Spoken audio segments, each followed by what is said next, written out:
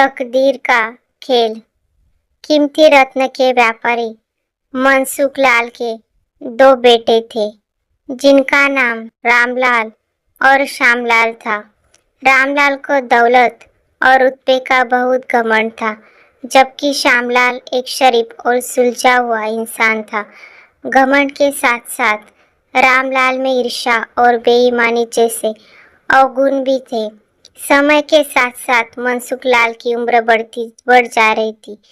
ऐसे में उनके दो बेटों ने कारोबार में पिता का अधिक से अधिक हाथ बांटना शुरू कर दिया था। कुछ समय के पश्चात मनसुख लाल चल बसे और कारोबार का पूरा भार रामलाल और श्यामलाल के कंधों पर आ गया।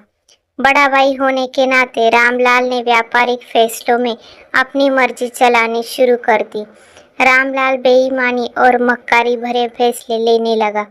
असली रत्न के नाम पर वह नकली रत्न का व्यापार करने लगा, जिससे उनका मुनाफा बढ़ने लगा। दौलत के घमंड में वह परिवार में उन्मादी जैसा व्यवहार करने लगा।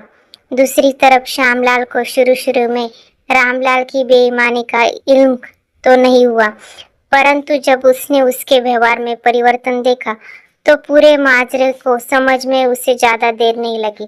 उसने रामलाल को समझाने और सही रास्ते पर लाने की कोशिश भी की, परंतु वह नाकाम रहा। उल्टे रामलाल श्यामलाल से खफा हो गया और व्यापार में बंटवारे का बहाना ढूंढने लगा।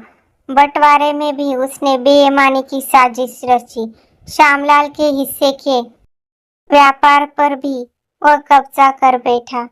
रामलाल के व्यवहार से दुखी होकर श्यामलाल ने शहर में दूसरी जगह अपना ठिकाना बनाया और रत्न के अपने व्यापार को एक नए सिरे से शुरू किया। ईमानदारी की नींव पर शुरू हुआ श्यामलाल का व्यापार जल्दी ही चल निकला। एक तरफ जहां श्यामलाल की ख्याति देश और विदेश में बढ़ने लगी, वहीं दूसरी तरफ रामलाल की करतूतों की पोल खुलने लगी थी।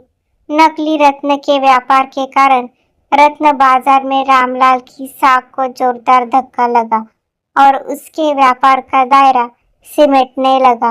अंततः नौबत यहाँ तक आ गई कि रामलाल को धन के अभाव में अपना घर, दुकान, सामान तक बेचना पड़ रहा था। जल्दी ही रामलाल के हाथ से सब कुछ निकल गया और वह परिवार सहित सड़क पर आ गया। अब रामलाल को अपने किए पर पछतावा हो रहा था, परंतु उसकी तकदीर ने जो खेल खेला था उससे आसानी से पीछे आना उसके लिए संभव नहीं था। दूसरी तरफ श्यामलाल अपनी ईमानदारी और मेहनत की बदौलत रंग से राजा बन गया था। जब रामलाल की बदहाली की खबर श्यामलाल को लगी तो उसे बड़ा दुख हुआ। पुरानी बातों को भूलकर वो भागा भागा अपने बड़े भाई रामलाल के पास पहुंचा और रामलाल के लाख मना करने के बाद भी उसे परिवार सहित अपने पास ले आया।